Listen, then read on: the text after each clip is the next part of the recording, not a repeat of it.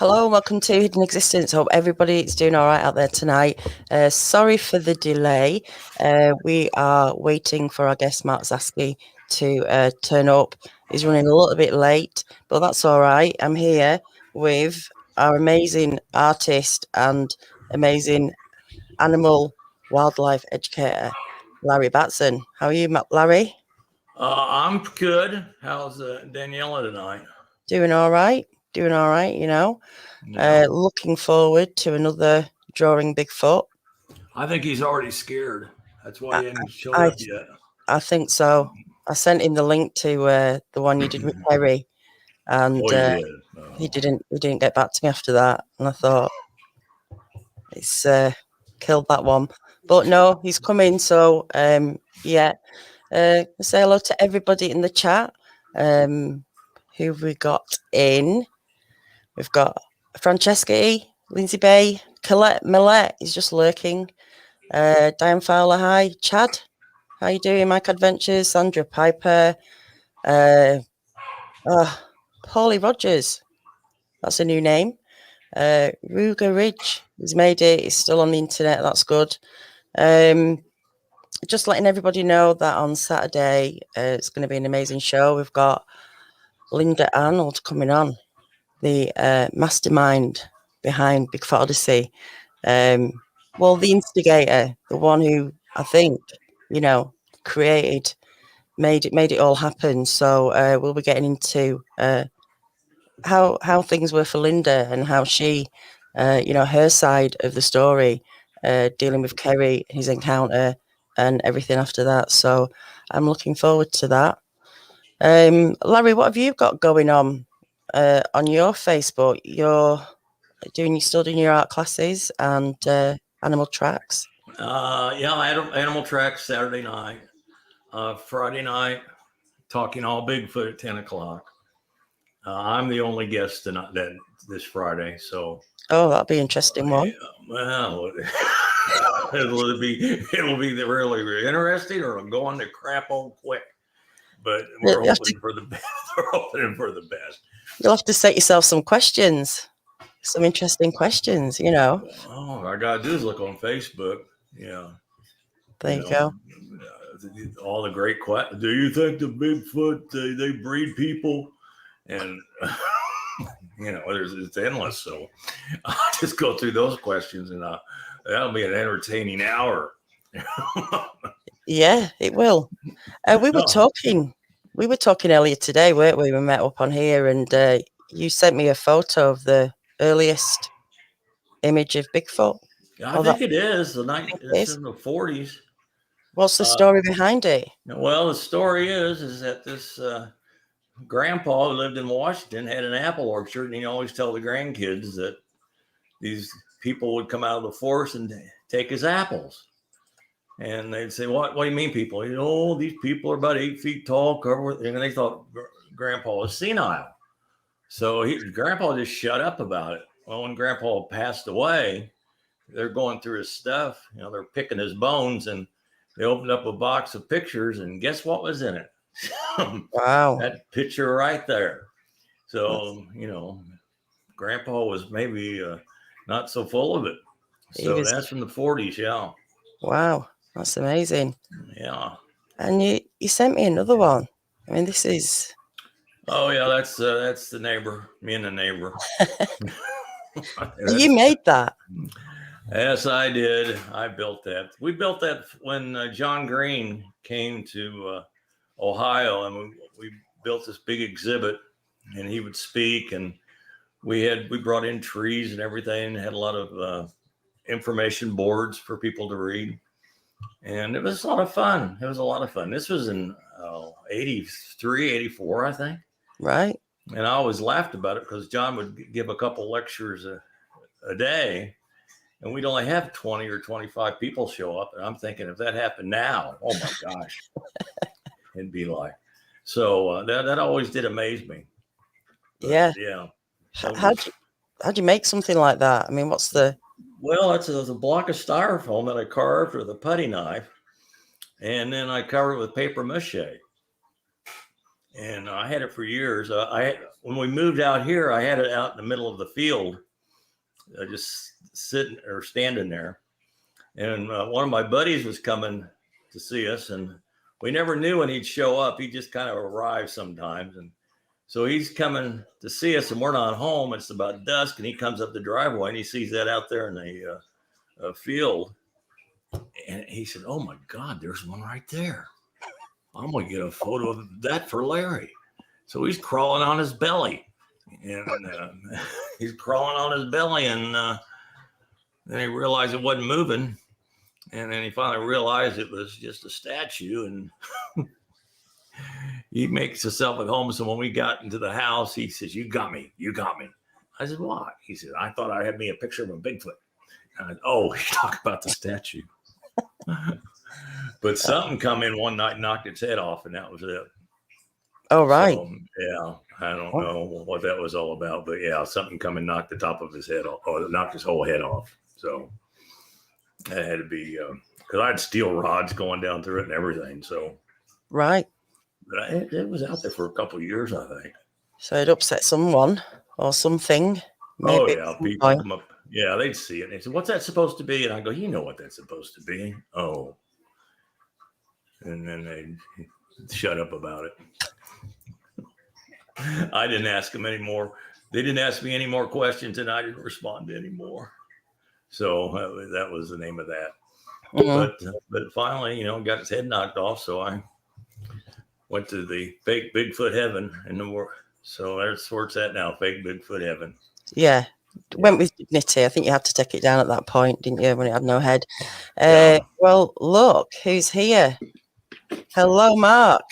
Hey, guys. Thanks for turning up. How are you? We're good. How are you? Suffering a mild activity overlap, but I'm here.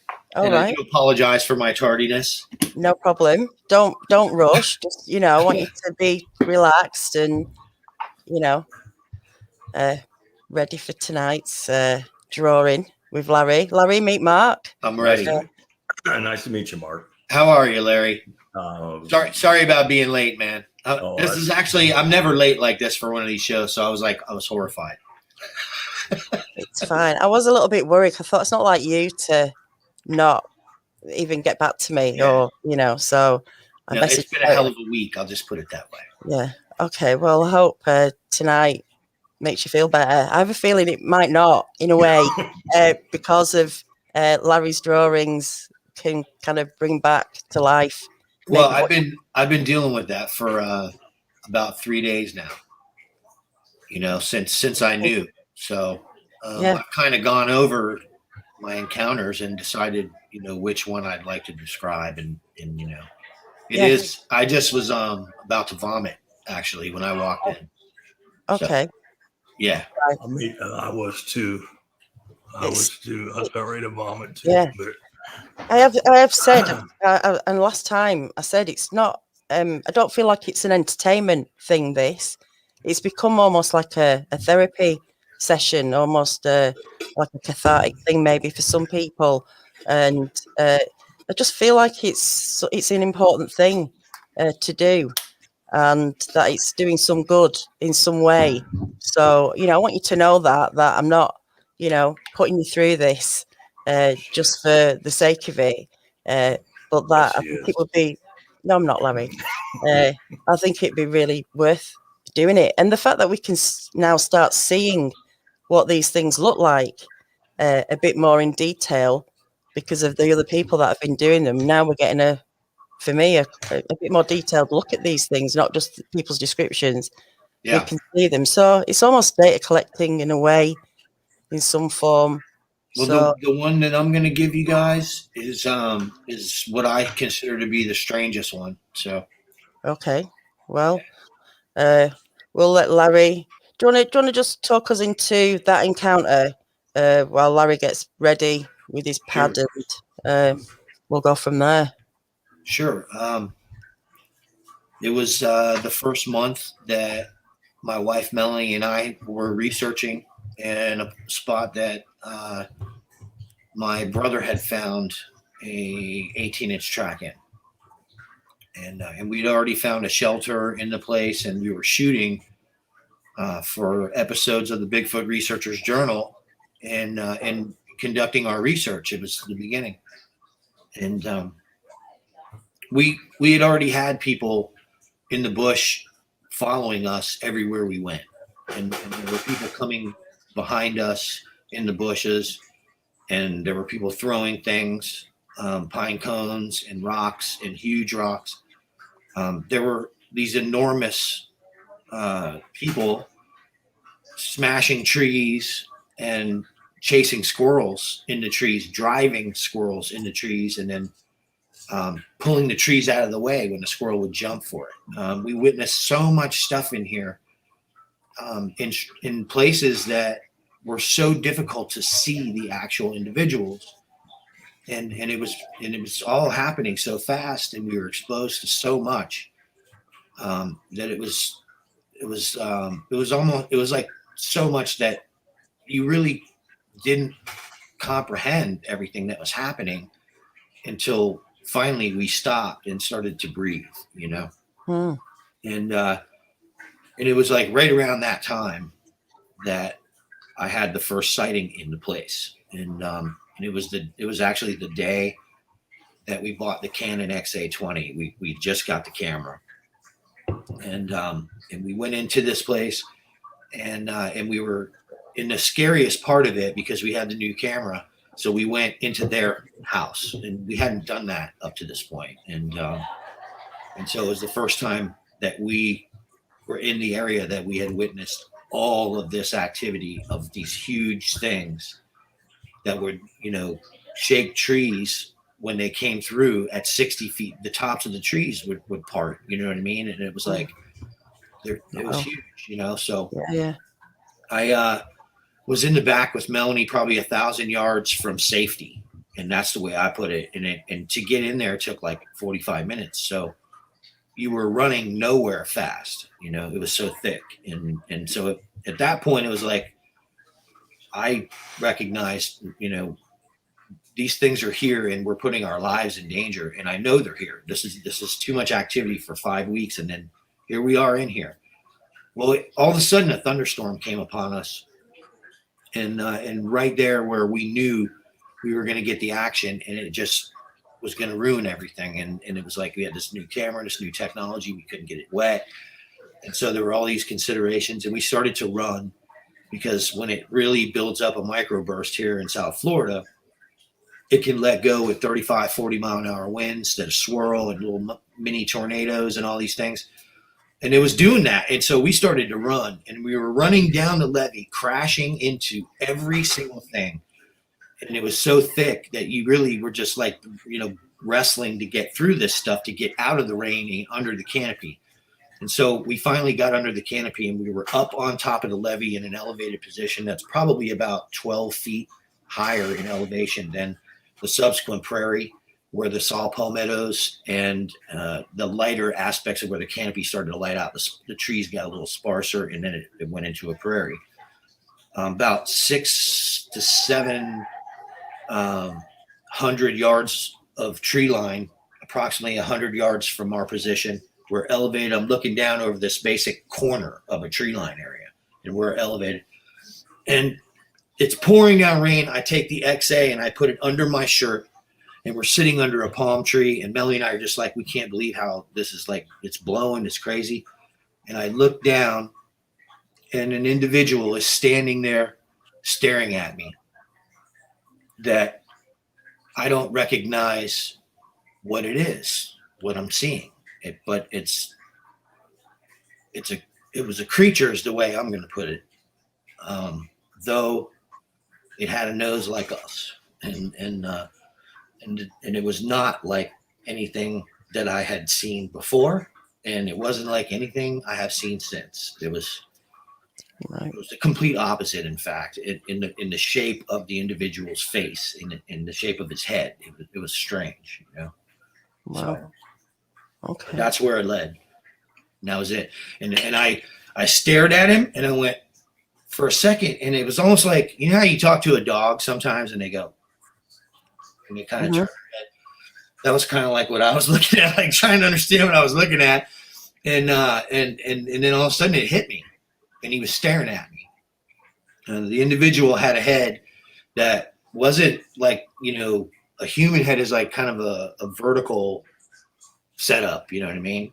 This dude's head was more like a peanut M&M, right, sideways, but it still had an apex. But it was like it had like an oval to it, like a pumpkin, maybe a pumpkin head with an oval. Yes, and he had black raccoon stripe across his eyes, like what's her name from? Did you ever see the Ridley Scott film Blade Runner? Yeah. Do you remember Daryl Hannah when she had the black stripe painted across her face? Vaguely, yeah. Like he had a black stripe painted across his face. Wow. He had a very and you could see the whites in his eyes and everything. I was staring at him. What he looked like to me was an Aboriginal. He looked exactly like an Aboriginal that had mud on his face that was dried, except it wasn't mud, it was his skin. You know what I mean? And it was cold gray with that black stripe, and he was looking at me. His mouth was just a thin line across, and it had like a little purse line where he was like kind of had a purse a little bit, and his nose was really fat ball, like it cleft kind of, like, you know what I mean? And it had a ball, and it had very, very fat, wide nostrils. But it was just so strange. The raccoon stripe was strange, man. You know what I mean? I don't know if, let's get the top. Let's get the top of his head. Yeah. Excuse me. Let's get the top of his head, Mark. So you say it was like a peanut stacked with an M&M. Yeah, he had an oval. It was an oval, a horizontally oval shaped head. But on top of the horizontal, on the very top of it was an apex. It just wasn't very pronounced. It was like maybe 2 to 3 inches, and it was a gradual slope to the sides of the oval where his cheeks, and the sides of his oculus cavities, and they were pronounced, but they were low pronounced. They weren't very high in their height. He had like a flat face. It was almost like a raisin kind of look to his face. It was strange. Is that close? That light even more oval. Like the left side is perfect. If the right side of the oval, yep. But that is the left side is the most. It's like perfect. Yeah. Okay. Right. You know what? Yeah. Now I can see it. Yes. Now I can see it. Yeah, that is a little. Yeah, that's it. You'll get the. That's it. And then there was and the strange part was the oval of his face came down around the jaw, even, and there was only a minor chin, just a minor chin poking out from the oval. Wow. Yeah, it wasn't, and I've seen different ones. That's why I say this one was, and that is more like it right there. Is that it? That's pretty close. That left side is exactly what I saw. The right side is a little rounded. Yep. If those are balanced, boom, that's him on the shape of the head. I want to tell you though, I forgot to tell you when we started that if anything's not right, don't be afraid to tell me. Because I won't be offended. Because we want to hit this on the money. Okay. Is that more like it? Yep. Oh, wow. It's still a little bit bright on the left-hand side. Oh, there you go. That's it. You got it there. Oh, okay. Yeah, I know it'll come down. You got it perfect. I've got it perfect? You've got it perfect. Yep. I do that. And he had like the no neck, I assume. No. He had lower. It was more. He had a little bit of a neck and shoulder. Oh, he did. Like something like this. That's a little too much. He did have it was up a little higher. But I've seen some really bulky ones, so no, he wasn't like the other ones. Like that? That's more like it. But not vertical where it joins the skull. Not vertical at all. Oh, okay. Yeah, no, it's not vertical at all. It's just I could see, like, I've seen other ones that their jaw is in front of their trapezius. Okay. You know what I'm saying? Yeah. I'm talking about face on the chest kind of stuff. Oh, okay. Okay. Well, we'll worry about the shoulders. He wasn't like that though. But that's why I say this was a strange individual. So now if you were to take your pencil in your hand and you were to draw a perfect circle coming out of that left cheekbone and just follow that cheekbone all the way in a perfect oval, you would have his brow ridge. Oh, from up here. Yep. Just follow it into his skull and you'll have his brow ridge. Now, no, you're going to go to the right. You're going to go to the right. Like mini ovals where the cheeks are. Just draw mini ovals where the cheeks are. Well, how far was the brow ridge down from the top of his head? Keep coming, keep coming, keep coming. Keep coming, keep coming, keep coming. Right there. So if you just do an oval to the right and to the left that match into the cheeks, you're going to see it perfect. What he was, what it was looking at, and then just run right into the cheek with that. Yep. But a little bit rounder, a little bit rounder, a little bit rounder, just a little. He had like perfect. Yeah, that's it.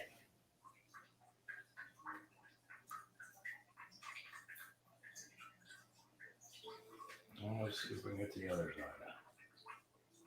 So unusual one. You know what's funny though is the description of the nose. A lot of them have this ball thing on the end of the nose. You're doing great right now. Was it a thick brow ridge? It was a exceptionally bulging brow ridge with deep set oculus, man. I'm talking about, and yeah, he had a very defined split in the middle. There were individual brow ridges for sure, and they were nice and rounded, and you could see the bulge. You know what I mean? Yeah. Like above it, there was a nice shelf on top of each one of them where it went back a good 1/2 to 3/4 of an inch. You could see this, and then sloped right up, into that little. Yeah. Yes. How's that side? That's good. That's good.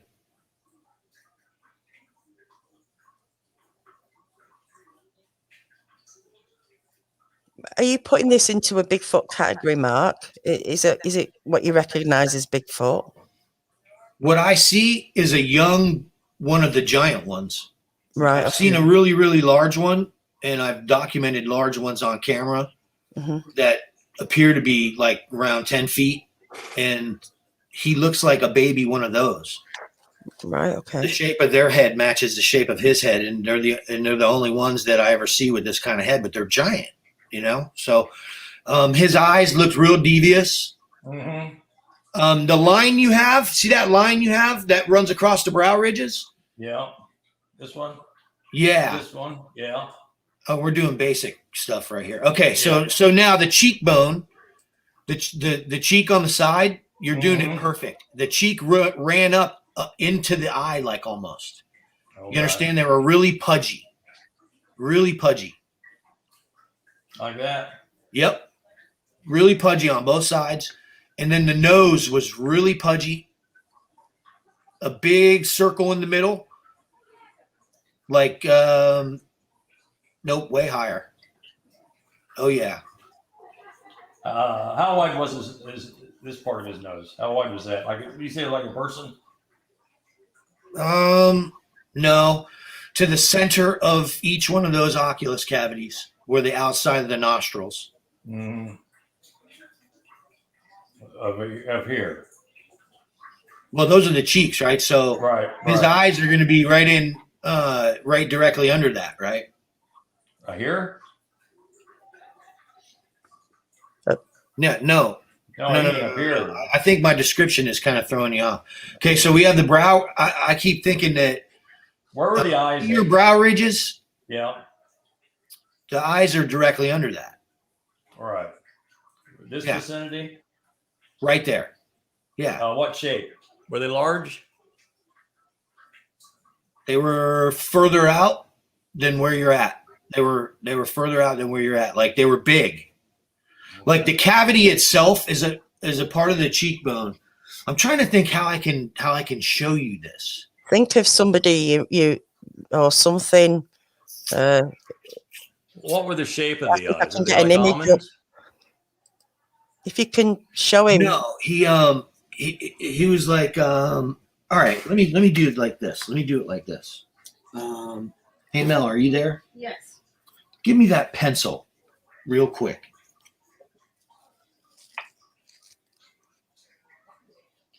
Yeah, because man, this is like not a regular, just a pen or a pencil. Just a pencil, art pencil. And this is a tough one, man, because I mean, even in looking at what I saw that day, what I saw that day was like I wish if you took a picture of an Aboriginal from Australia and then just put gray skin on him and kind of raising this head down a little bit and made it oval shaped. That was exactly what this individual looked like. With the really bulging nose, with the except for the hominoid oculus, like he had rectangular eye sockets underneath those brow ridges, and the cheeks were so puffy that you could almost see that they were up pushing against the eye sockets. Right. And the eyeballs were black, but he had whites in his eyes. You know what I mean? So if you can get the eyes in, you can get the eyes in first, and then get the cheeks around the eyes. Yeah, and this is just me throwing this real quick to give you an idea of like the guy is like, I look at individuals that are like this, and for one reason or another, we seem to photograph these types of individuals, and to me it's strange because they don't resemble most of the other individuals, and I don't know where that's coming from genetically. I mean, it's. Is that eye placement good or not? Mark. Shape. So here. Hang on. Oh, okay. Yeah, that's it. Like the basics of it, right? But and I look back on it, and it was like absolutely a jet black stripe. Like it was just so strange because the whites of his eyes were striking against it. Right. And Melanie was sitting right next to me, and here's this pouring down rain, and it was like, in hindsight now, after 7 years, or what year is it? It's 2021. 6 years, right? After 6 years, he did exactly the same thing that the other ones that we've encountered in the field did. He waited, including my first sighting. He waited until I turned my head. The second I turned my head and said, Melanie, and when I looked back, he had spun. It was like weird. I caught him at the last second as he had turned, and he was sideways, and in a flash, he went woof into the bush. And the bushes moved a little bit for a second, and then it was pouring down rain, and he went, kind of around in the corner in a deeper spot, and I lost him. Let me see your drawing again. It was so startling to me that I almost threw up right then. Okay. Yeah, and then he had the apex, but it was small, like exactly what you drew. You know what I mean? And I'm like looking at this thing, and I was one of the ones that stuck with me because of the fact that he had this flattened kind of, ovalish kind of head to him, and very, very tricky to describe, I guess. Have you ever taken anything like this? No. Okay. Okay, so is that width of his nose good or not?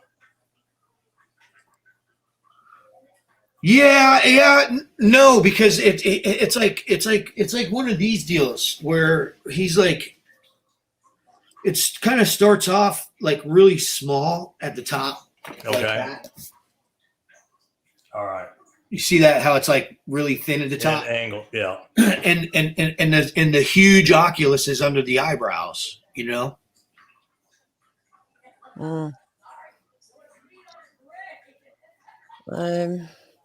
That closer. Yes, just not so long. Now that's the thing, right? Like the nose itself, it's. I probably drew it a little bit off here. Let me make the adjustment of what it is. Here it is, right here. And I just put a little bit of a side to it so that you could see. But the reality is that it was very bulbous. It was like, it was bulbous. And when I say it was bulbous, I mean like it was like it was like the nostrils each you could see were very puffy. And the front like Santa Claus, man. Ridiculous, but gray. Right. Ridiculously like round. Mike's Adventures sent me this image for the eyes. Is it that kind of thing? Black eyes? Yeah, actually, that's kind of close. You know what I mean? They were oculus. You could see the bone on the sides. You know what I mean? It was angled, like it had that that kind of a rectangle, but with an angle on the outside. Mm-hmm. And then the cheeks were puffy and poked up into it, kind of in his eyes, and he was just kind of staring at me. And his nose had that big, ball. Okay. I'm sure Larry will get it. You'll get there. It's an interesting one, though.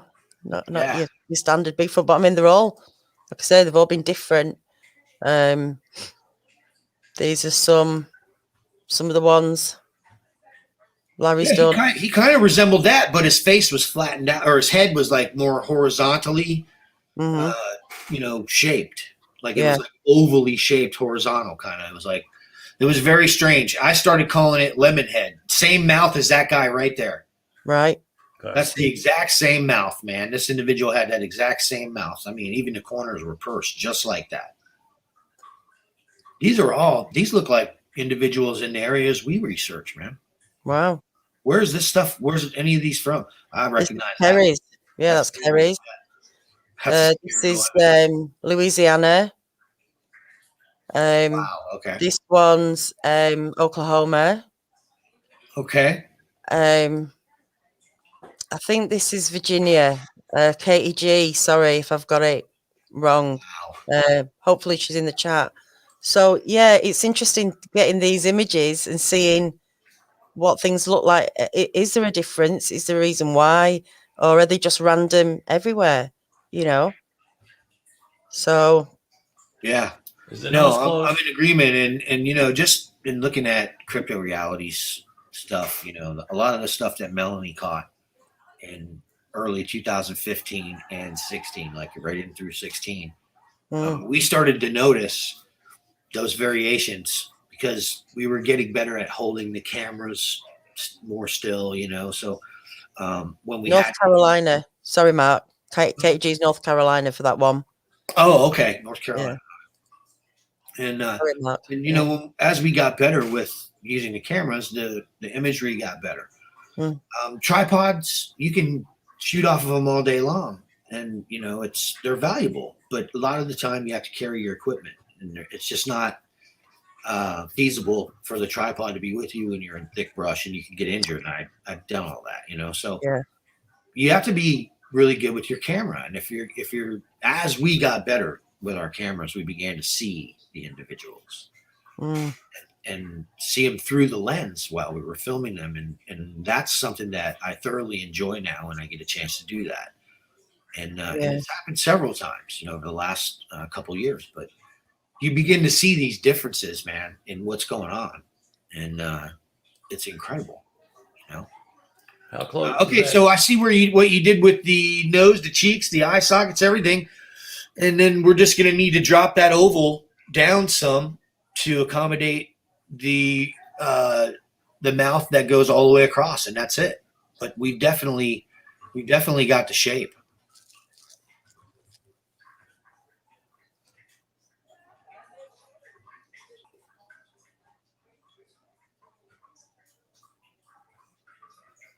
So in terms of color of skin again, any hair on the face, just on the head? that down far enough? Yeah, let's put the mouth in and see if it resembles, the mouth line, at least a little bit of it or something and all. Wow.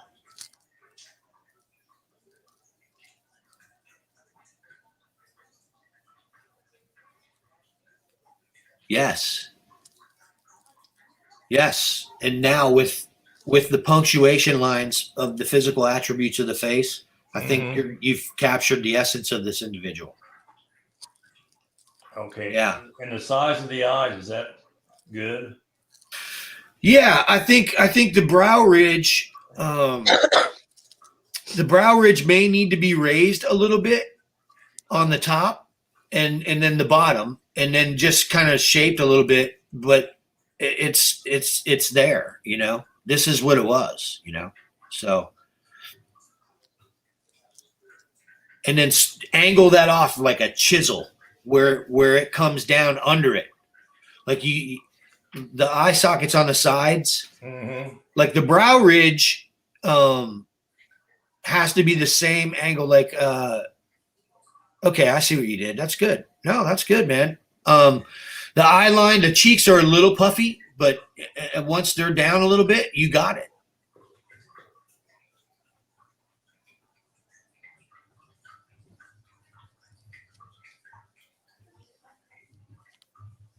This will be interesting when he starts to shade it in. There it is. Now, okay, now the one thing is the nose. Now, do you see the circles of the cheek? Yeah. Okay. Do a big one right over the one that little one right there in the center. Yeah. But do one that's almost like half the size of the cheek. Just a perfect circle over that whole thing. Up higher. Right there? Yep. Nice big circle. Nice big circle.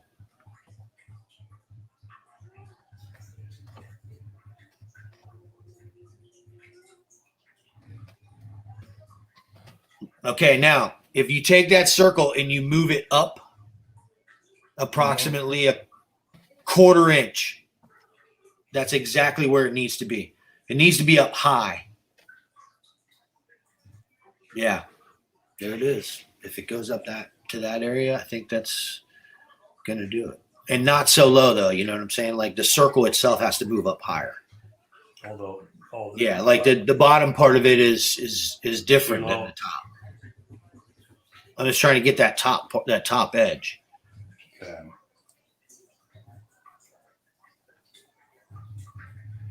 There you go. And that top edge goes up high. There you go. Yep. And it's just a circle. And then he had gray skin. His nostrils came out to the center of his eyes, which were in like damn near those retinas were almost in the middle of those cheeks. Right here? No, a little bit further out. Oh, further out. Yeah. Yeah, they're almost in the center. Oh, I'm sorry. Almost, yeah, like real close to the center. Or real close to the center. Yeah. Yeah, man. Just above the nostril holes.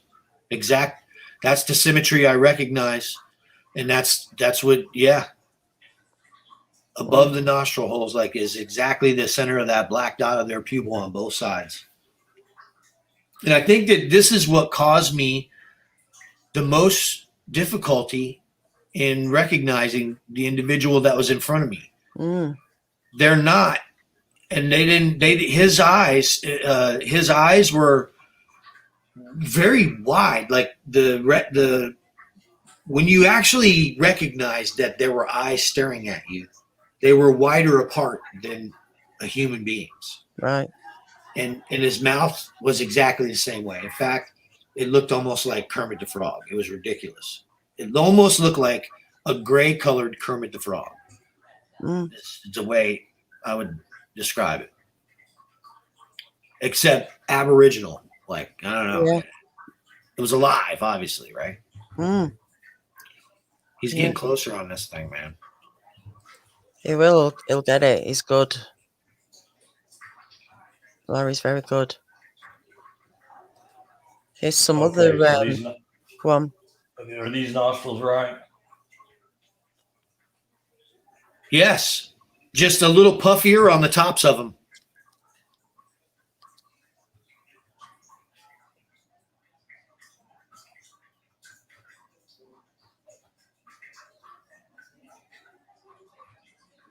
Like so? Yes. Ignore this one line.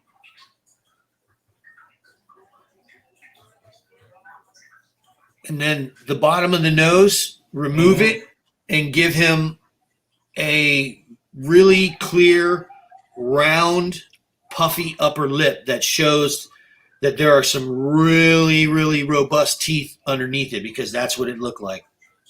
It had a nice round, you could see that this dude had teeth, though he wasn't showing them. You know what I'm saying? Yeah. Right. Yeah. Like you could see the purse under where the chin is, that the dentite were under the lip. I mean, it was something, man. Okay, let's look at the eyes now. Is this right? That is correct, sir. Yes.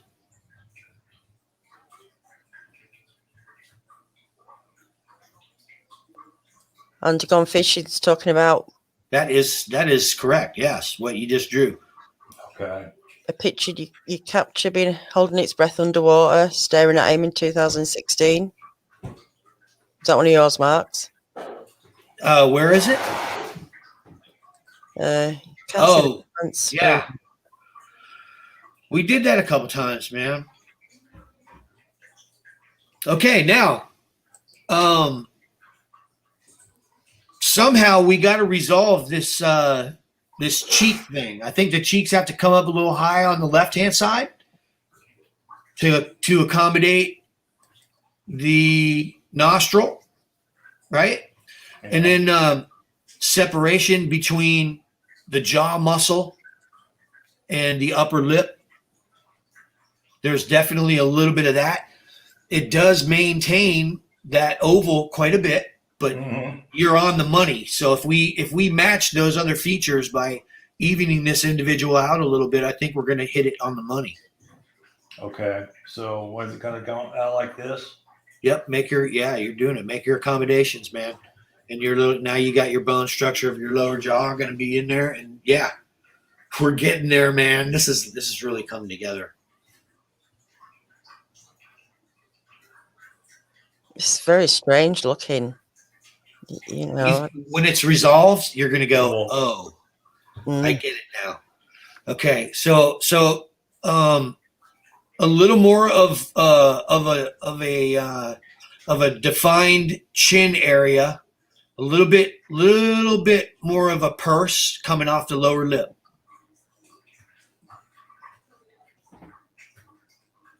With the smugness on the sides, like really pursed down. Yes, there you go. Yeah,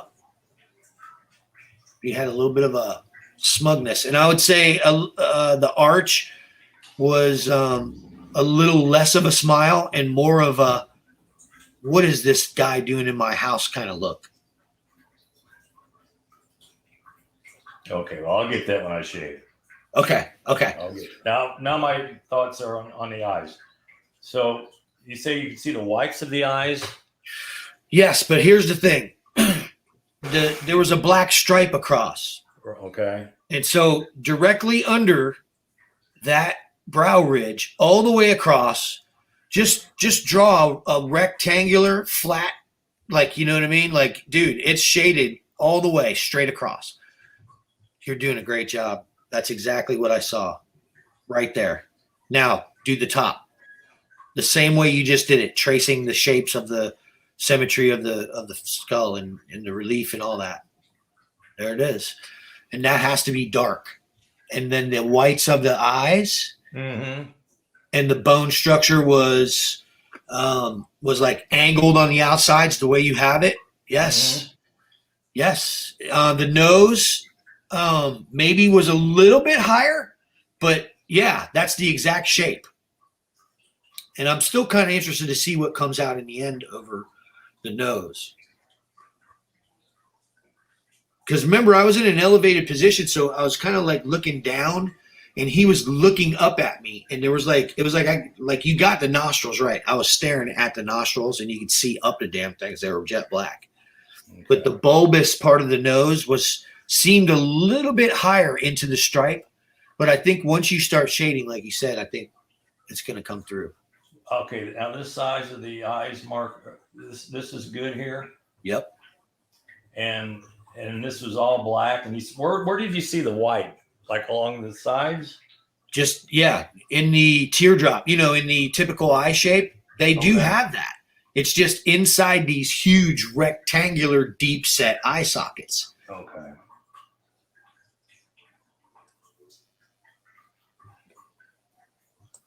Okay. So what do you think? Yeah, I think that's it. Yeah. Okay. I think if you, yeah, I think so. By the time you do your thing and you work your magic, it's going to start coming together, man. Yeah. I've just put a link in the description to Mark's Patreon, Cryptoreality. Samuel's obviously a member of yours. He's enjoying your content on there. He's got some interesting stuff on there, so go and check it out. The individual from this encounter, I have seen that individual on film, and I have actually also photographed and filmed, my wife has too, and another individual in another place. Right. 30 to 35 miles away from where this encounter happened, and he looks exactly like him. And what we're looking at, I think, are these young ones that are still yet to grow into their skulls. And we see this type of bone structure, and it reminds me of Donatello from the Teenage Ninja Turtles. Yeah. And I look at this on the film, and it's like, the only difference is the skin is gray and the individual is covered in black hair, and the hairlines are ridiculously sharp on the foreheads and on the sides of their heads. And it really almost looks like ridiculous when you see these individuals, because it's like, like the hairline is so sharp. It's like almost like Eddie Munster-ish, you know what I mean? Like you can see the hairline so crisp on some of these individuals. Yeah. And it really translates in visually in the images as well on Cryptoreality, Definitely. This was another one that Larry did. Wow. Yep. That's a young one there. Yeah. Wow. That's an interesting one. Like not like yours, but this kind of shape, isn't it? That kind of weird shape. Yeah. Yep. And then you hear about the ones that have kind of like the flat heads or the round head. And yes. Yeah. I thought maybe that was the younger ones, then that grows into a bit more conical, but who knows? I mean, I think we're dealing with subspecies in these tropical environments that have adapted over, thousands of years to this environment. I mean, we're picking up data down here that, we can match other places, but then there's a whole subset of our data visually that, only in the South we seem to be, seeing similar things like that. The family groups, man, it seems strange. Our documentation and the individuals that you can regularly see are so different that it's, it really makes you wonder, what's really going on with these things. It's almost like they're a master species of something.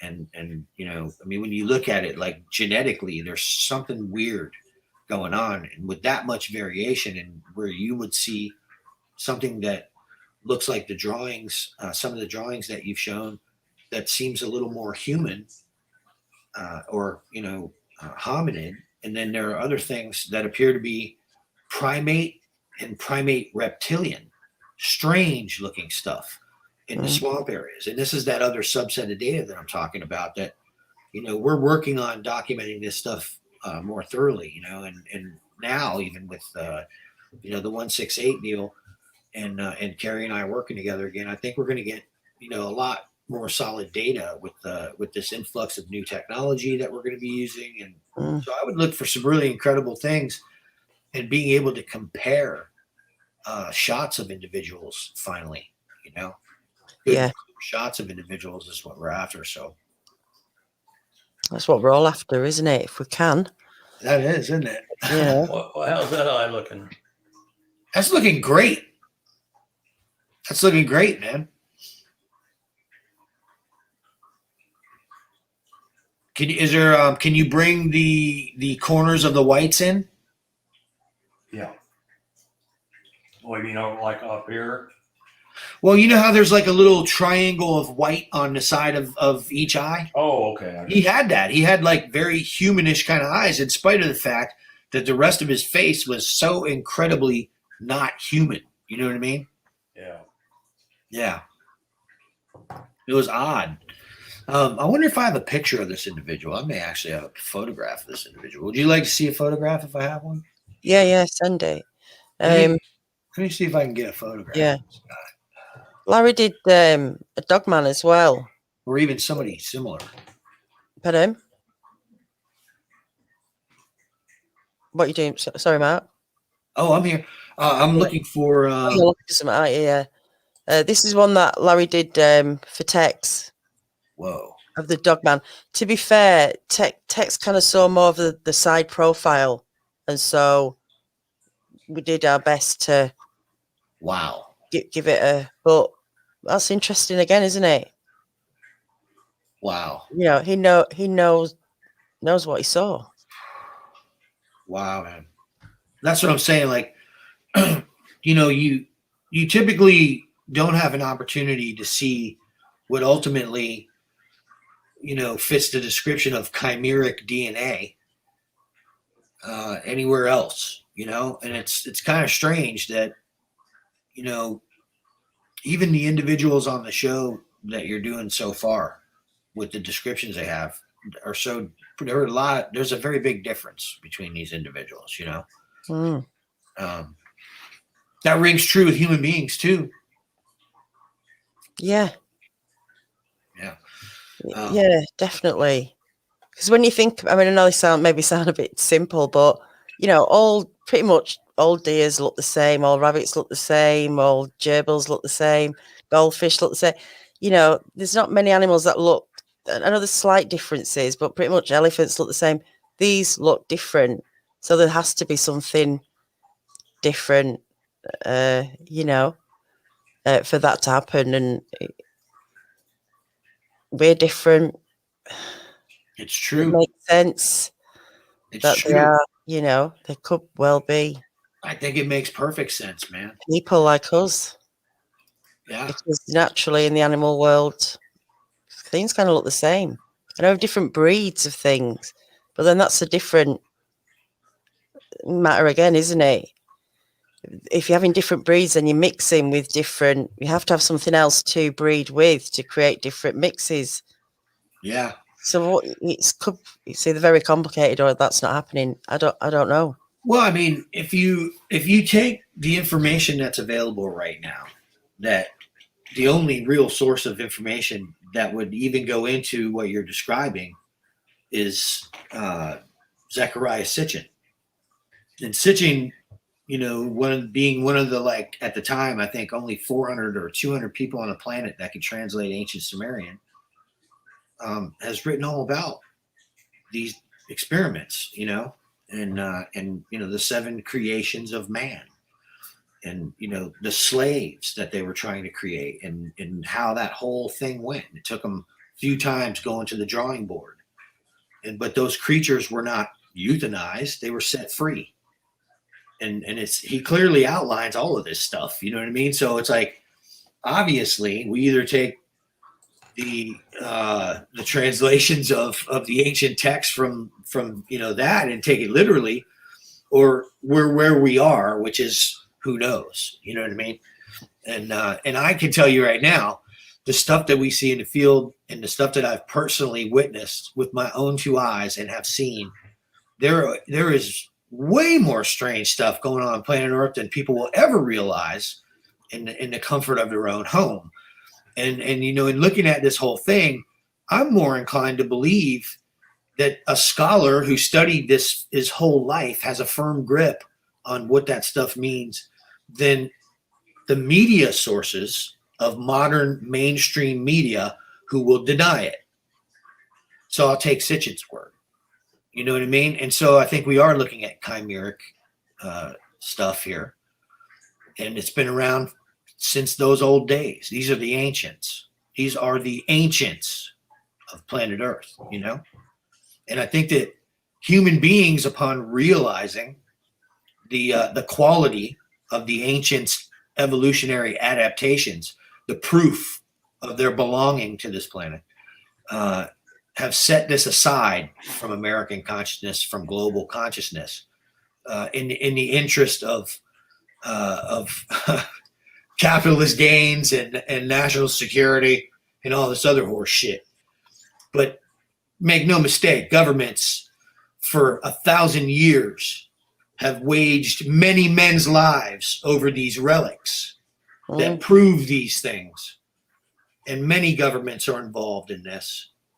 And so ancient Mesopotamia has been looted, and the secrets, in government vaults all over the planet.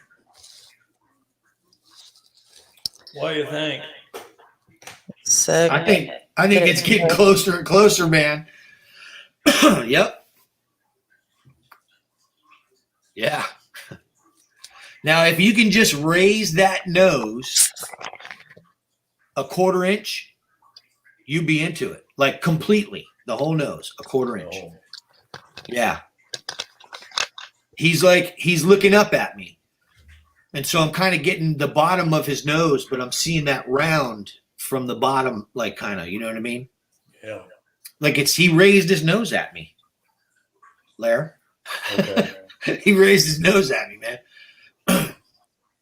The more I look into the field, and the more I look at the data that we pull from the field, and the more investigations I'm involved in, the more all that stuff rings true that we were just talking about. I think those conversations are important. I think it's important for the new generation of researcher coming up to understand the significance of ancient history in Sasquatch research. And I don't think a lot of cryptozoological information is focused on this, and I think it should have a firm basis in what we do. This stuff has been around, and people have been reporting these beings in this race and races of hominoids for thousands of years. It's absolutely ludicrous to have any conversations that entertain them not existing. And you only find that in circles with people who stand to lose something. And when you get off privately with most academics, they agree with you. There's more to what's going on than mainstream academia wants to look at. And they understand what's going on, and that the system governs itself to protect itself is the way they describe it. You're right, though. I mean, history, it's fundamental, isn't it, to learn the history about things. Without it, you're not going to understand anything. And there is stuff out there, isn't there? Like you say, gone for years and years and years. Like Let me just get this question before it goes. It's a bit off topic. Mark, have you written any more new riffs? Also, are you tarpon guide or speckled trout guide, perhaps? Writing music. I'm always writing music. I've got a lot going on right now, so I'm not recording. But yeah, I write music every day. Play music every day. It's a big part of my life. Mm-hmm. And the other thing is we're going to be guiding really soon, and when that happens, we'll let everybody know what's going on. But right now, with everything that's happened in the last year, we've had to reevaluate a lot of different stuff as far as moving forward. So we're moving forward quite a bit more cautiously with the guiding thing, but that will definitely eventually happen. So, and I'll let everybody know when that does start. What is that, by the way, guiding? Charters, fishing charters. All right. Okay. Mm-hmm. Okay. It's not my kind of. If you live in South Florida, you can get in touch and we'll take you out fishing. All right. Okay. Sounds fun. I hunt like every job I have is hunting something. Right. Yeah.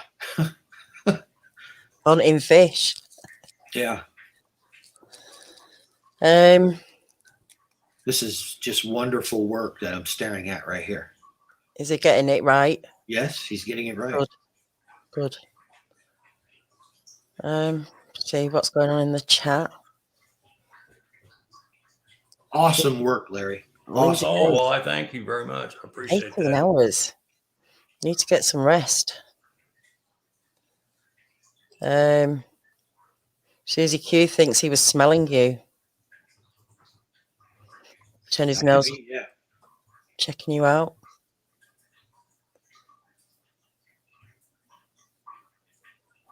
It's amazing, isn't it, what the shading can do? Suddenly starts to really bring it out, everything. Yeah. It really looks good, man. Thank you.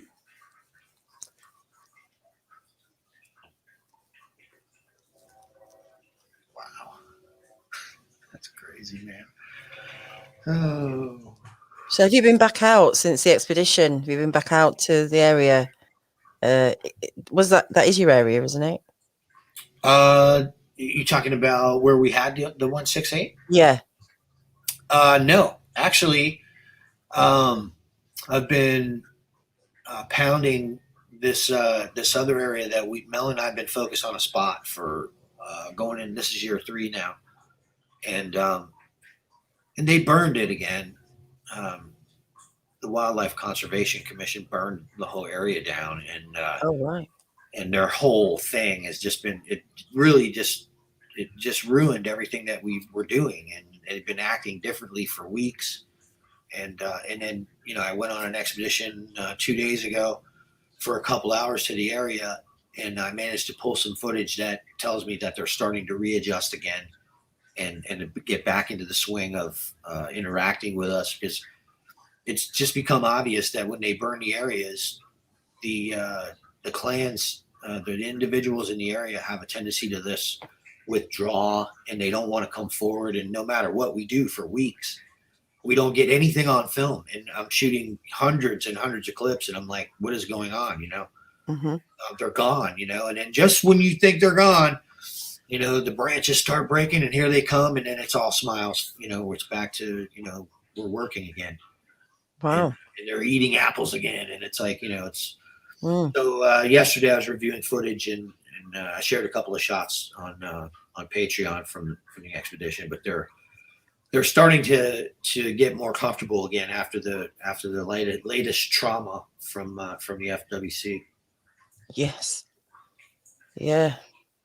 Yeah, it's crazy, isn't it?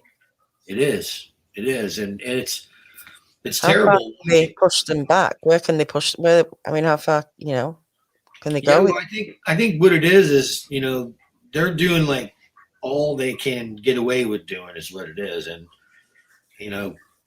the infestation is I think the way they describe it. They must, right? They must describe it. These things are infesting everything. You know what I mean? Like you can just tell. I mean, or they would tell the public about this incredible, species that, could change everything and everybody's consciousness about how we treat the environment around us. You look at everything and it's like, they just seem to not, all they're concerned with is keeping it off your radar. If they get too close to where our activity is, then people are going to start seeing them. Then the news is going to pick up on it. Then there's going to be interest in it, and then it's going to blow up and blah, blah, blah. So they do things in, preventative ways, and it's not good for these guys, And then there's an argument on the other side that it is good for these guys because it keeps them away from human activity. And if it keeps them away from human activity, then they can't get harmed because humans harm everything. And there's an argument for every single side of this thing. But in the end, people need to know that these guys are real. Period, man. Hominoids never died out. They're still here. All that stuff in your books. Hominoids are still here, man. Wow, that looks really good. That's like really good, man. I mean, there is an important message, isn't it, about how we are, just destroying everything. Yeah. We've got to stop at some point and look at what we're doing because, it's all going, everything. We're not going to have anything left soon if we carry on the way we're going. It's just getting destroyed, and I don't know. There's something about this, isn't there, that maybe that is the answer. Maybe that would change everything. And well, I can tell you this right now. If you want to talk about a consciousness that protects the environment, take a look at some of the faces that you're doing. You know what I mean? I mean, there's real emotion and life and intelligence in the eyes and in the faces of these individuals. They're alive. They're alive, and they're in the family homininae. Yeah. How can we have discussions that aren't, considering humanitarian issues here? I mean, we're talking about hominoids. This is ridiculous. They can argue anything they want. In the end, this is reality. You can't get away from it. It's an uncontrollable aspect of our reality, and it has to be faced at some point. I'm sorry. It's okay. Go on, Larry. Okay. This was hair up here, I assume. Okay, so here we are. We're going to trim that head down a little bit. Okay. He had a little less of an apex on that. A lot less actually than that. Yeah. No, it's going to be down considerably, like right about there. Yep. You were right on it, right there. Yep. Just round that off right there.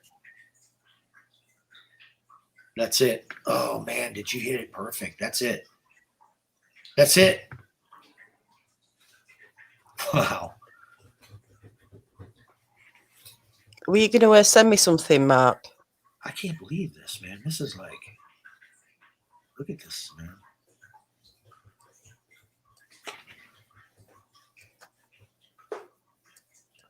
Yep. There it is.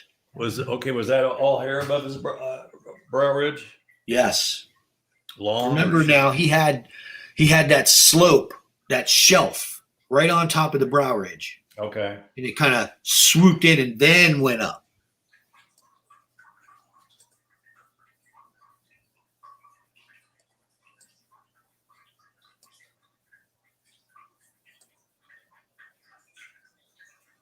Wow. Did you ask me a question, Daniel? Yeah, were you going to send me an image?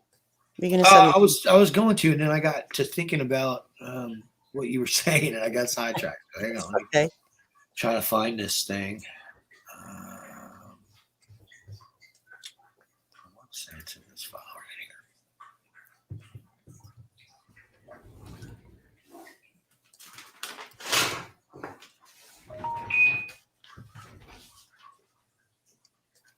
Yeah.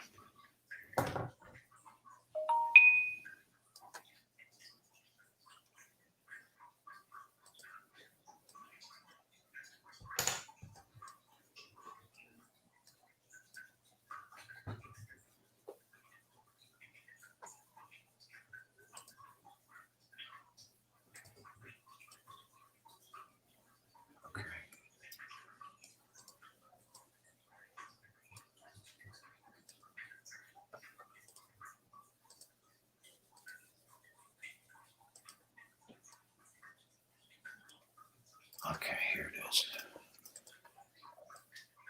Sorry, I'm just mesmerized watching. I know it's incredible, isn't it? Yeah.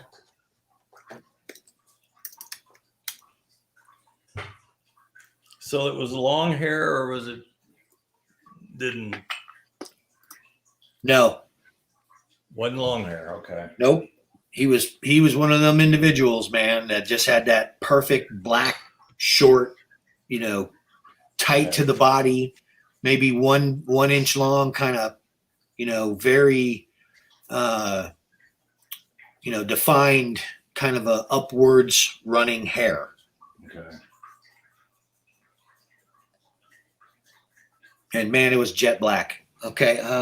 The image. What do I do? Do I send email it to you? me? Yeah, you can email me it. And okay, I got that right now.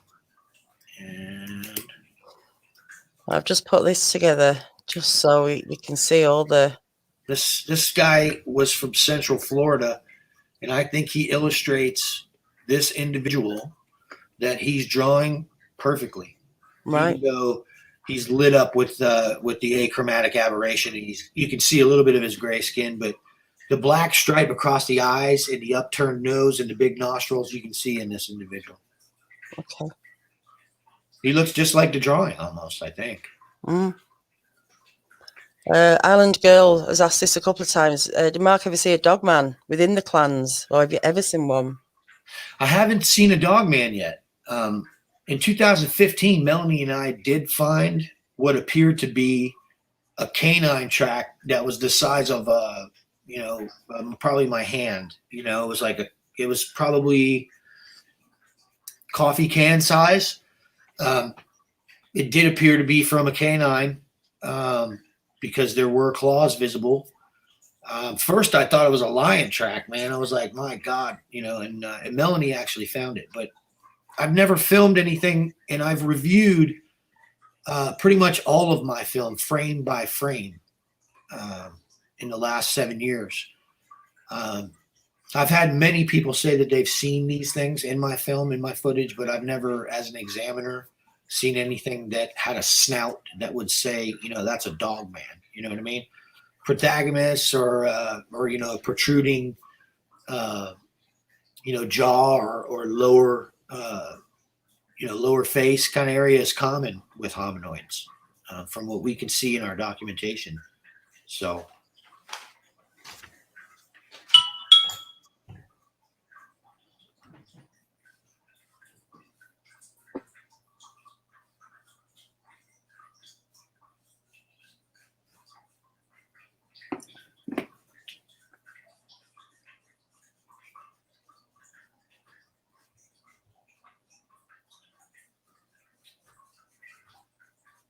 There it is.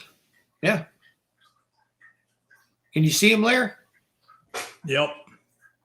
You can see his eyes, the little bit of whites in the corners and everything. Yep. Yeah. He was watching us pack the camp. The footage is pretty cool.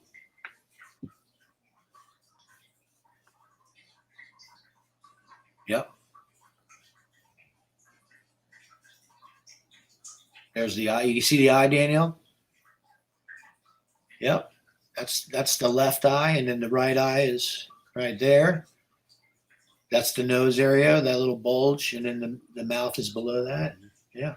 There are other individuals in the back there with these guys. That was one unnerving camping trip. I'll tell you what, we had them in our campground.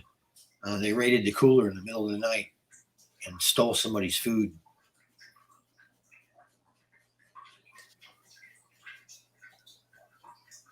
Did you say something, Daniel? No, I just said they're known for that, aren't they? Oh, yeah. Opportunists. Yeah. I can tell you right now, if the 168 campground wasn't so busy, they would have came in. They were around it at night. There were several people seeing it. We tracked them, and we even cast tracks right there at the campground. And I, caught you can see that thing that he's drawn in the 168 footage. It looks just like it. You know what I mean? Mm-hmm. Yeah, it's nuts, man.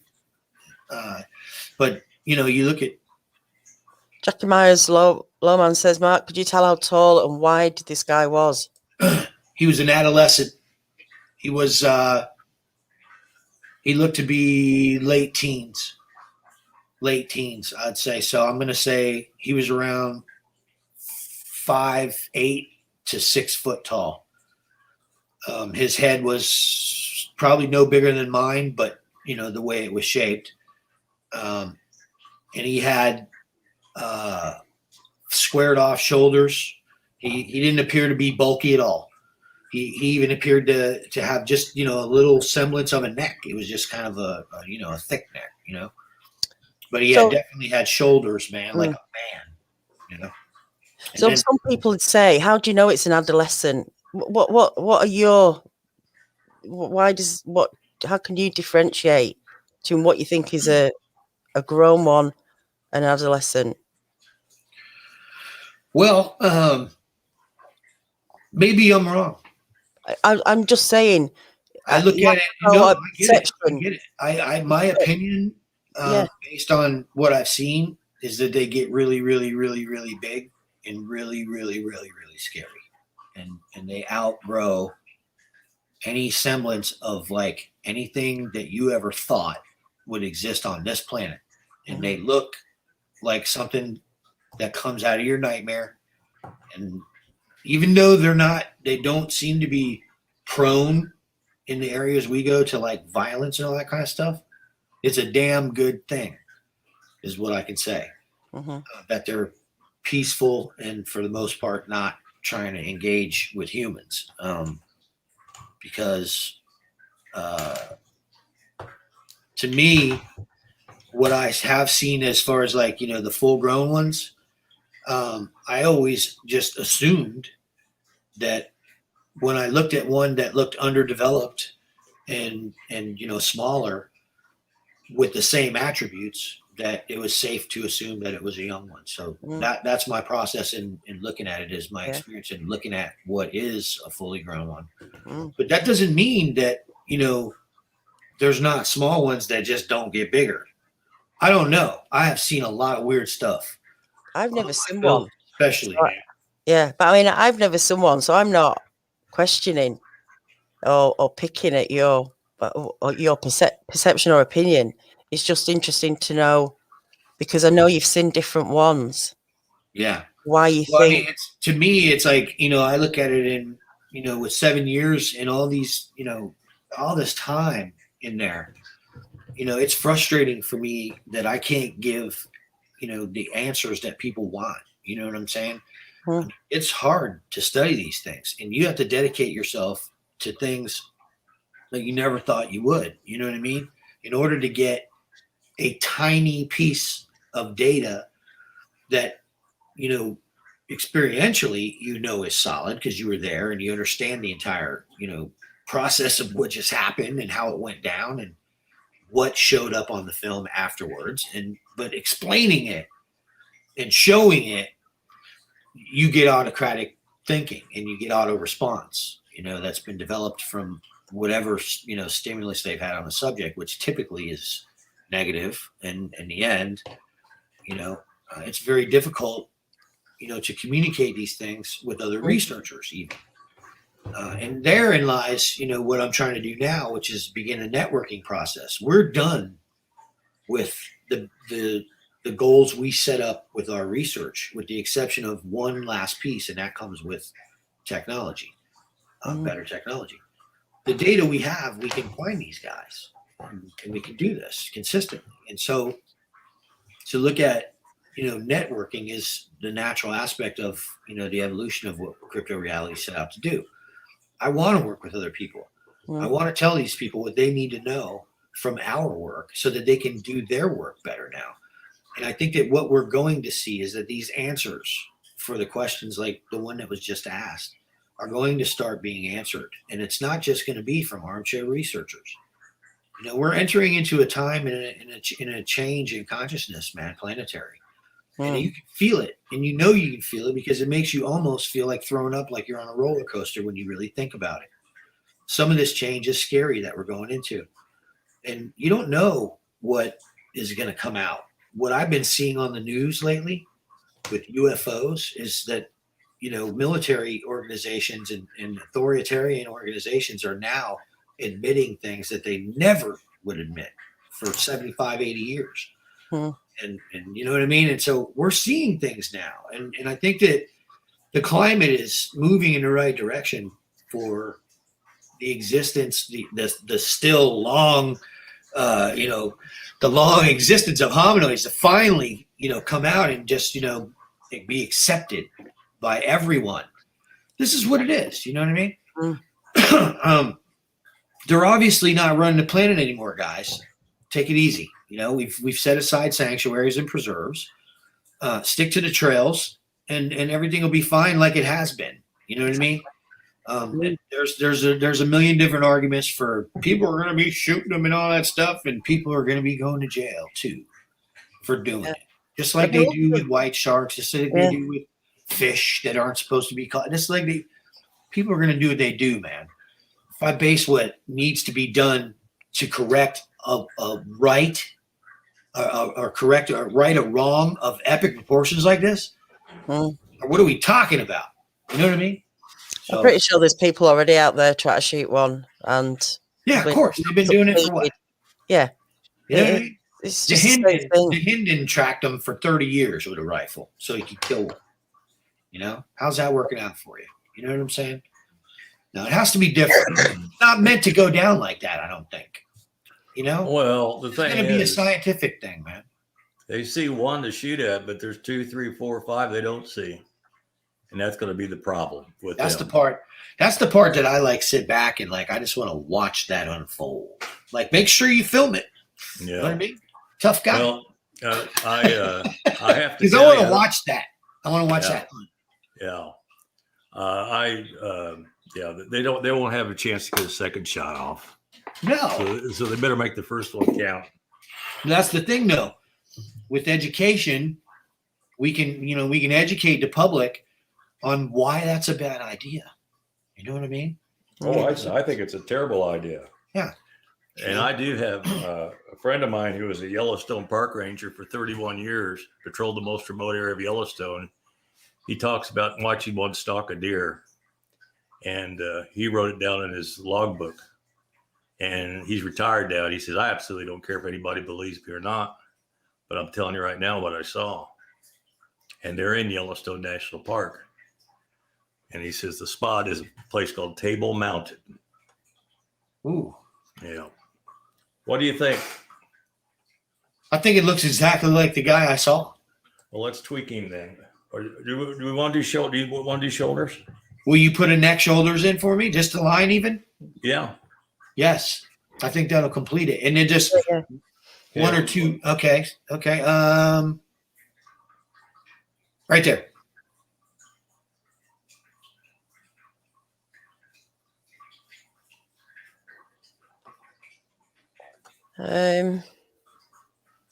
Yep. There's a few questions.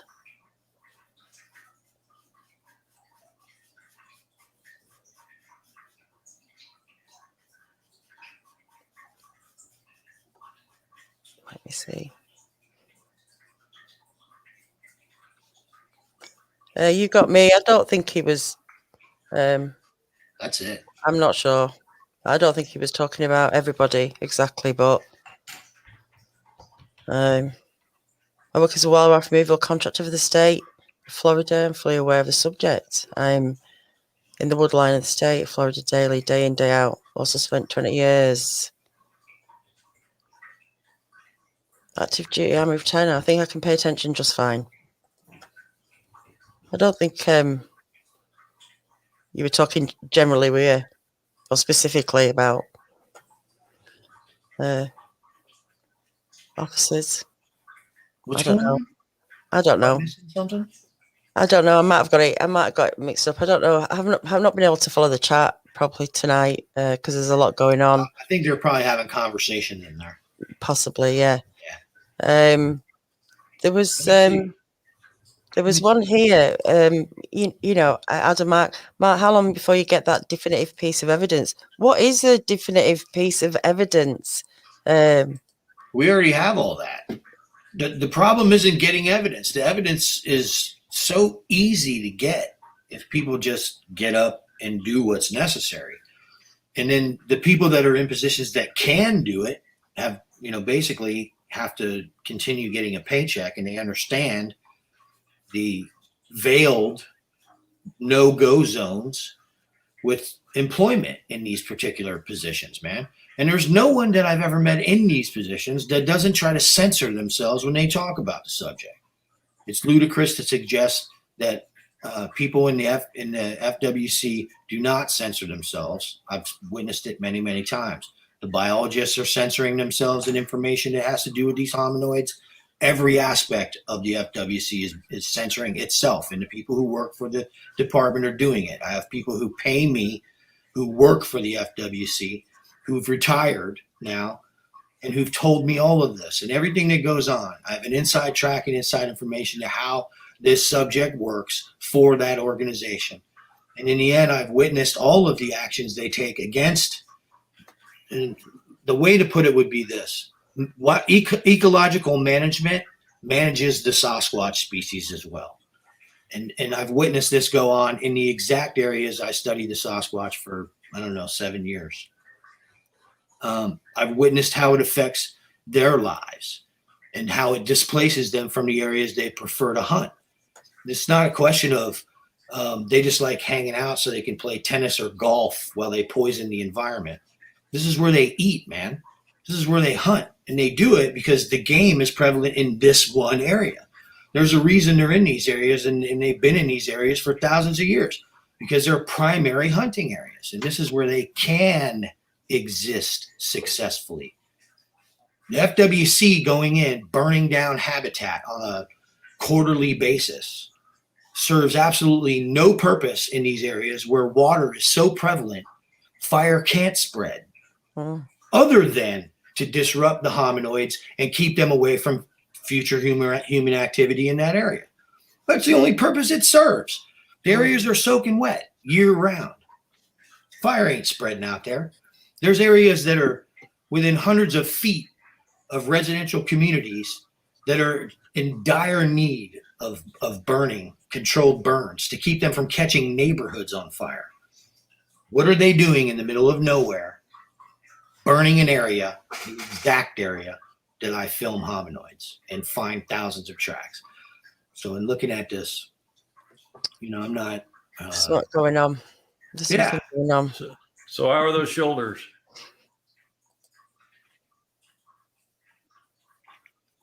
That's it. And then on the right side of his face, see, I'm confused because I can't tell if your left is my right or what's going on. But on the left side of his face, there were, yes, that's it.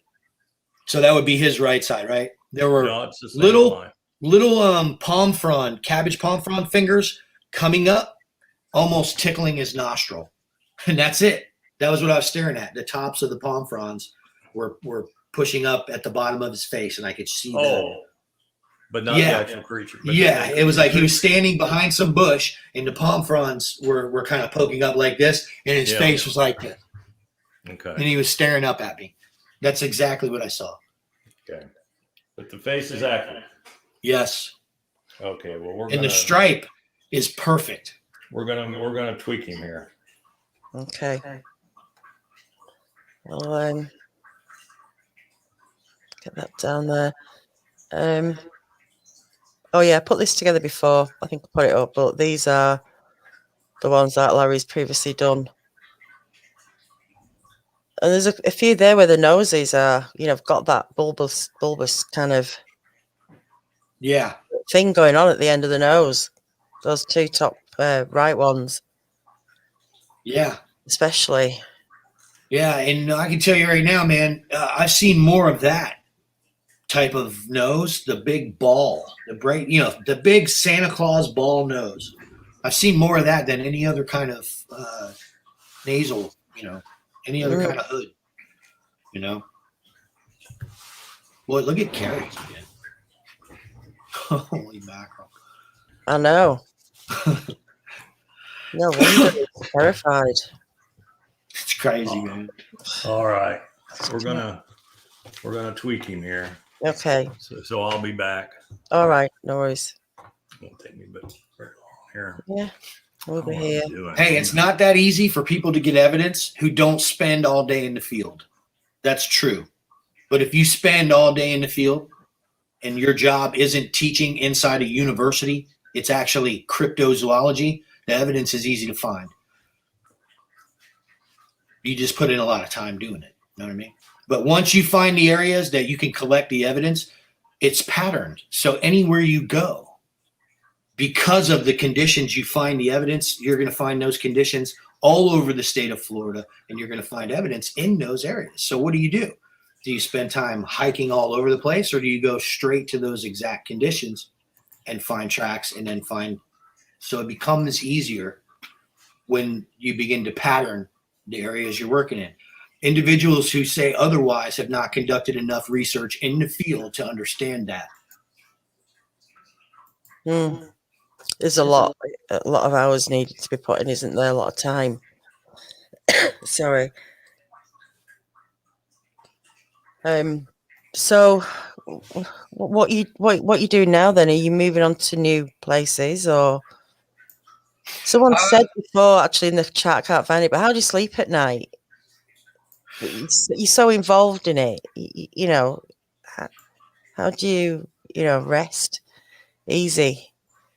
Oh, don't you? Hey man, we're in a position now where, because of the ripples in the pond that we put out years ago, they're all starting to come back towards us, and so we're responding now.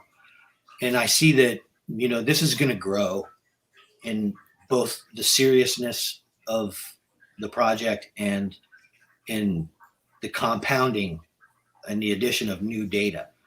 And the 168 thing has really got me excited with the networking aspects of this. I've looked for somebody to examine audio for 5 years, and within 24 hours of the 168 project ending, here in Florida, I'd already had data examined from somebody who has an excellent database of potential Sasquatch audio, or audio that meets the frequencies of the unexplained and matches these things all over the country. And here I am having my audio examined. Networking is awesome, and I love to do it. I see the value in working with other researchers so that we can begin to develop a national database for both amateurs and academics, active and retired, who want to contribute to that and continue building on this. Because in the end, it's really, to me, it's serious, but it's serious to a lot of people. Anybody who's seen one of these things will tell you that when they saw it, it was not a laughing matter. It was anything but a laughing matter. And in being involved in the subject to the degree that I am, I want to see it forwarded, and I want to leave, things better than when I got here. And that's my goal, I think it's taken time, but I think, like you say, you're at that time now where it's right to start sharing and mixing more, like you say, networking, because there's other information out there, and you're limiting yourself really in some ways by not talking to other people and sharing stuff. And it's how things to progress, you have to create change, don't you, and bring new things in and other people. Like you're saying, we're all at a time now, not me stuck in England, but you guys, technology wise and skill sets, which is important, because there's no Bigfoot finder role anywhere. One position. We're trying to figure it out. It's going to take a lot. And also, I want to say something about what you do, because what you do is invaluable, Daniela. Because, and I say that because it's giving a platform to people that need to discuss this, and creating discussions where people can come in a place that, you know, they're not going to be harassed to do this. And like you said at the beginning, and it has been. I'm looking at the drawing that Larry made, and it's incredible, man.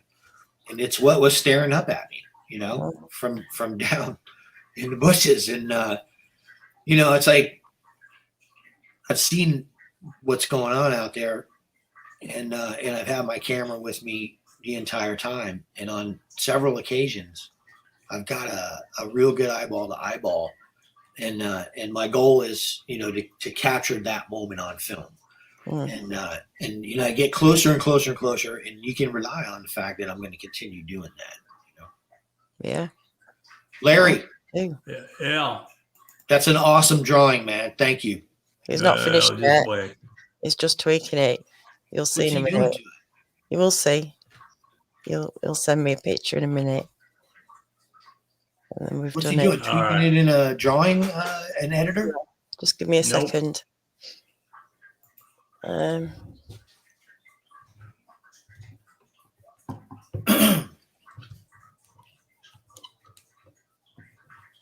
wow.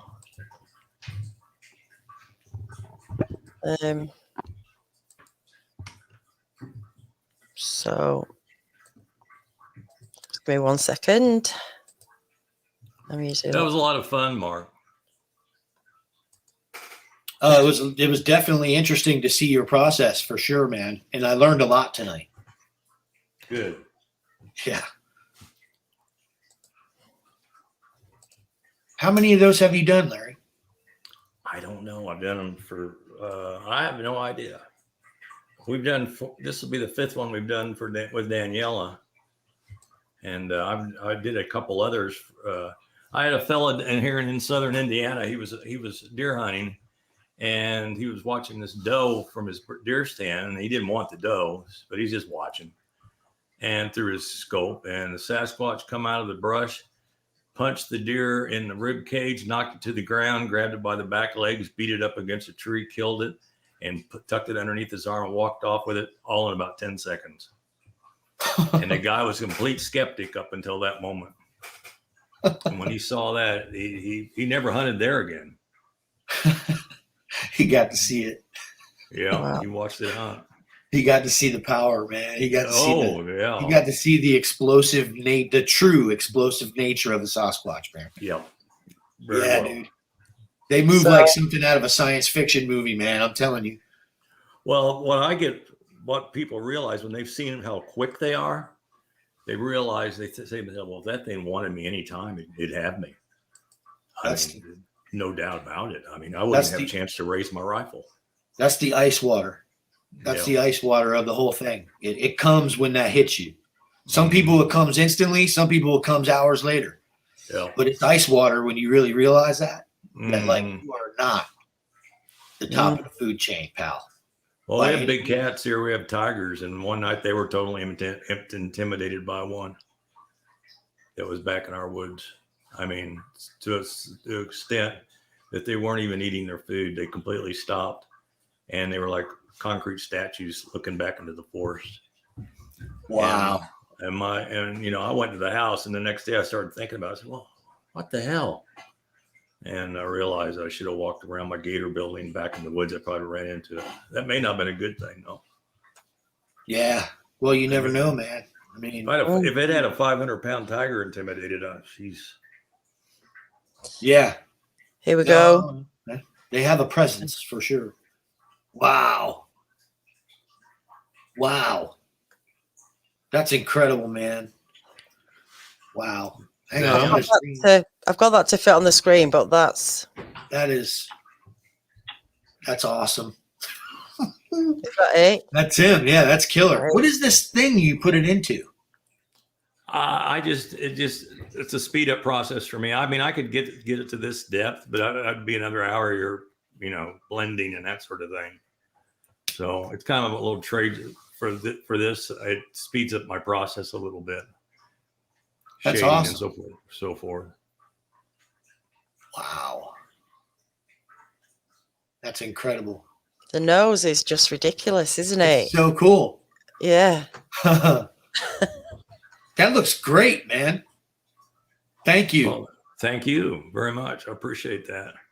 Yeah, thank you, Mark and Larry, for That's awesome. doing that. It's so interesting, isn't it? Such an interesting process. I love it, man. I love it. I'd love to do another one sometime, man. I mean, that's incredible. You know, definitely. If you got another, if you're up for it again, we'll do it again with you. Have you ever done a Sasquatch in motion? A little bit, not not too much.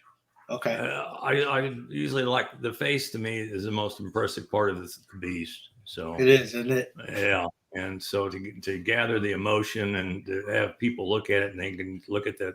My goal is not to make it look stoic. It actually have personality in it. So, and I try hard at that, like I did with yours tonight. So it's funny because I like it. When I look at it, it has the same mouth to almost an exact, like it's like the mouth is right there. And I like how the shading around the upper lip has the round on it, because that's what I saw. Yeah. You know, where you could tell there were teeth in there, you know. They were kind of big. They had to be big because it was puffy, you know. And you got it. You nailed it. Larry, you nailed it. Well, it makes me happy. It looks like The we've eyes done look pretty real, good. man. That's good. It's incredible. That's excellent. I think as well, time limit as well. It's easy. It's to focus on the face makes more sense. We talked about it before, didn't we? For drawing a body, and actually If I did a whole body, we'd have to have a 4-hour show. Yeah, we'd have to do it in different parts. I wouldn't be satisfied with it. I mean, I just wouldn't be. Keep going and going. Yeah. But that was great. Yeah. Awesome. Yeah, we'll definitely do it again with you, Mark, if you're up for it. So once again, everyone, thank you for joining us tonight. I hope you enjoyed that. It is quite a process. I love this, doing this show with Larry. There's just something about it. I keep saying that, but there is. And wait a minute, something's trying to crawl out back here. Hold on a second. Oh, what have you got there? No, I heard it knocking around a little bit when I was drawing. Something in your drawer. So I had... Watch what he's got in his drawer. What is it? Well, you'll see. You'll see. Who's a reptile? Yeah, knocking around. Oh. Oh, it's his friend. I forgot to put him up today. He's huge. He's huge, Larry. Awesome. Yeah, you'd think I've been down in the Everglades here recently. That's what's running in the Everglades, as Mark knows. Yeah. Now, is that a ball or is that a boa? No, it's a Burmese. Oh, it's a Burmese. Okay. Wait a minute. Oh, there it is. There you go. Yeah, Dave. You know, David's got a 22-footer in at the Skunk Ape headquarters zoo. Oh, does he? Yeah, man. Burmese, dude. This thing is like. I mean, you like look at it. It's like, man, get away from me. That's a large snake. His? Yeah.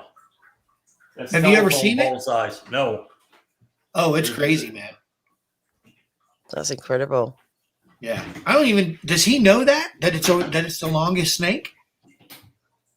Yeah, I don't know if it's as long as in captivity or not, but that's. Okay. Yeah. He was hitting the top of his lip. We did a show earlier today, so he's telling me I need to be put back. That thing is awesome. When was the last time she ate? Last week. What'd she eat? Rats. Nice. Well, yeah, we get them sent to us frozen. And yeah. So it's humane. Oh yeah, it's humane. So you had to get that one in there. Well, I'm still worried when I go to the pearly gates whether them rats and mice that I've fed snakes over the years will be waiting for me. Oh, geez. Yeah. So I got that to worry about. Yeah, if that's the case, man, I'm going to be recreated as a bait fish and I'm going to get eaten. Because I've done a lot of damage. I know what you're saying. Yeah. Absolutely. Sorry. No, it's all right. Kerry's actually just sent me a an image saying that the nose, it's probably one of yours, I think, Mark. What is it? That nose there. Oh, there's one of them. Yeah. Kind of the same as what we're looking at. Yeah. Yep. Big nose. So, right. Guys, thank you so much. You're welcome. Thank you. Yeah. Thanks to everyone in the chat. Everyone who's sorry if I've missed any questions tonight. I was quite engrossed in what Larry was doing, as I'm guessing everybody else was, because it is quite mesmerising. So don't forget, Saturday night at 6 p.m. Central, I will have Linda Arnold on. Who's going to tell us all about Kerry, all his little secrets and whatever else I can get out of her. And no, I'm not going to do that, but it'll be a good night. It'll be a good night, and we're going to learn a lot about Linda's side of the story, and you know how she's coped with Kerry, his encounter, and everything else that went with it. So until then, everyone, have a good night, guys. Thanks again.